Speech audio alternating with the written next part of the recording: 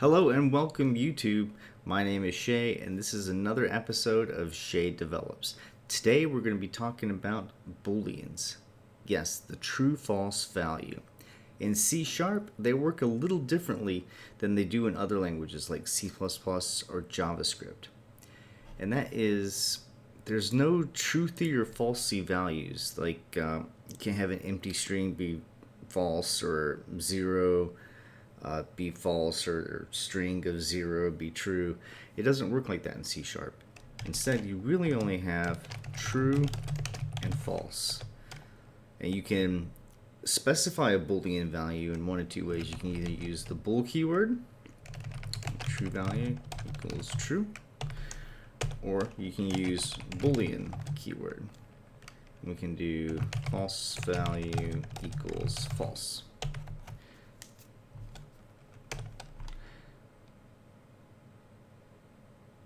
Well, we can't use Boolean because we got it in our namespace. So we're just going to use bool instead.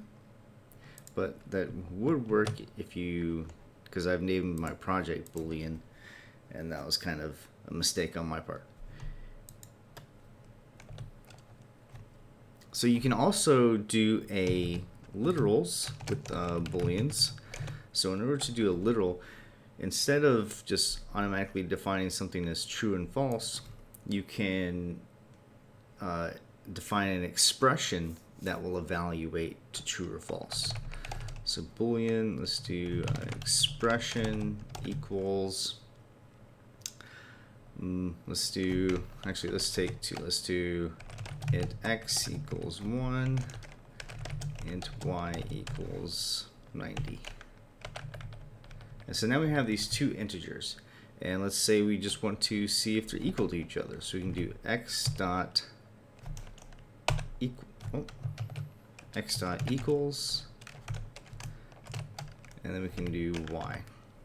Now this should give me false. So we can console dot writeLine the expression, and then we can run it.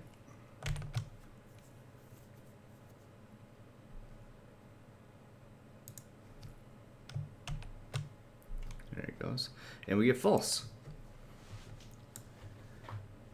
Just as if we were to say this would be 1, we would end up getting true. See, there we go, true. But now, let's say we try to do like a bool test, and let's do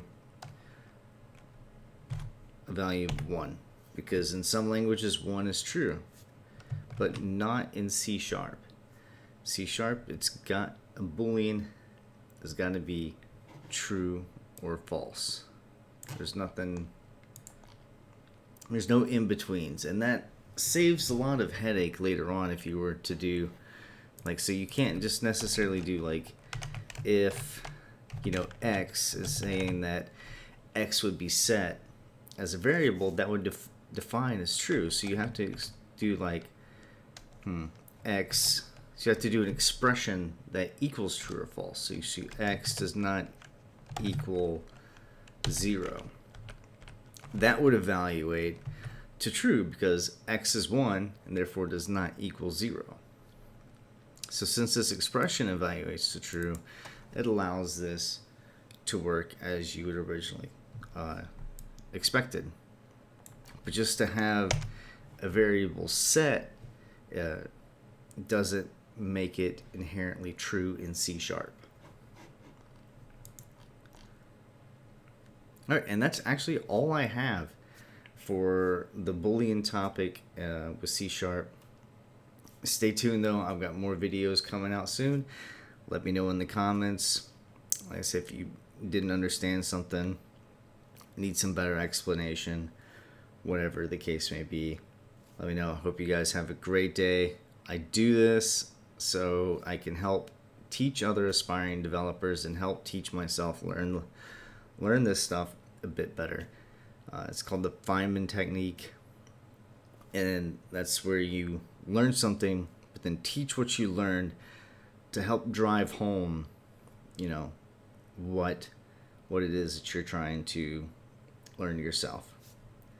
All right, you guys take care. Hope you have an awesome day, and I'll see you in the next video.